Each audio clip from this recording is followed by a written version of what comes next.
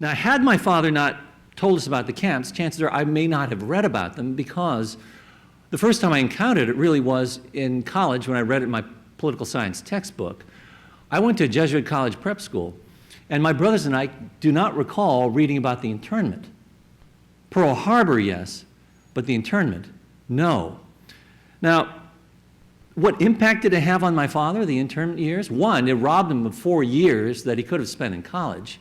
Two, it robbed him of his freedom to go, so that old mamas and papas song, go where you want to go, do what you want to do. He told me the story when I asked him, what did you do when you got out? He said, I could not believe I could walk into a store by myself, of my own volition, walk anywhere around the store, touch anything, and buy anything that I wanted. It wasn't like being in camp and ordering off a Sears catalog behind barbed wire.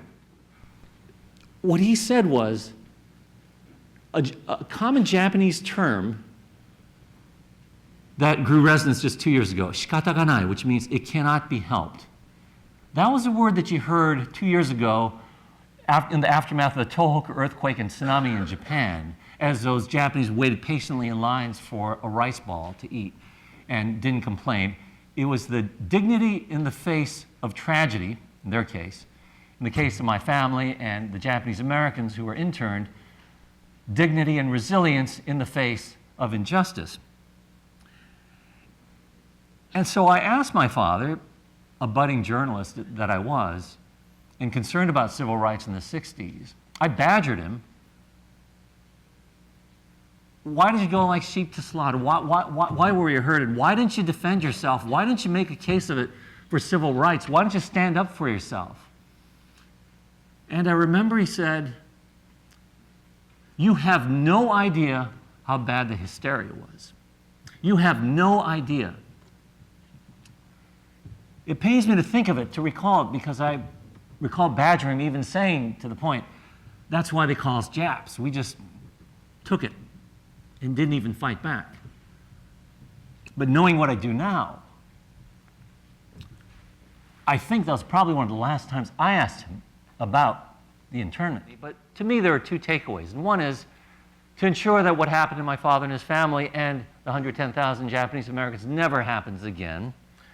And at the same time, I take pride of having been born in a country that's big-hearted enough to say it's sorry and to make restitution with monetary reparations and an apology.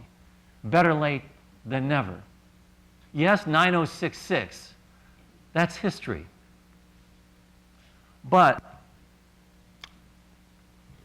hopefully, as a result of this redress drive, that Grant was a legislative strategist of and became a successful drive, that because of that, we'll never have to, that no other families experience what my father and his family did.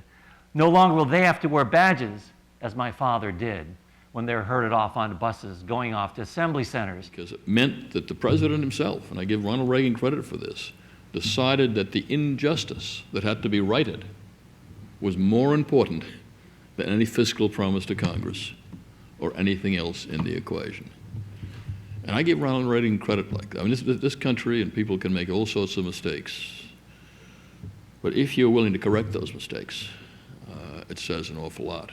And I think the fact that the president changed his mind, given the facts and given the kind of letters and the background that Grant made available to him, says an awful lot for the president, says an awful lot for the country. And I was just enormously proud of having been part of it, Grant. And thank you, sir. Ken turned to me and said, the president's signing. What did you say? What was your reaction? I was speechless. What did you do that night? I don't remember what I did that night, but I walked out of Ken's office and I floated back up Connecticut Avenue and called some of my friends on the West Coast who had committed 15 years of their lives to this effort. And all of us were really very happy. You know, you study these awful episodes in history and you think we've learned a lesson. And I believe we have. Could you say never, ever? Not unless, no, we've got to be vigilant. I mean, you've simply got to be vigilant. You've got to teach this in the schools. You've got to recognize the fact that this was a terrible thing that was done, say, by good people, by people we now cherish, and yet they could do it, and people in the country didn't object. And so I think education is our best weapon. I think you teach episodes like this, show how awful it was, show how ashamed we are of it, and talk about the redress. And I think if we continue to do that, if it continues to be a lesson in our classrooms, then no, I don't think it ever will happen again. Always the teacher.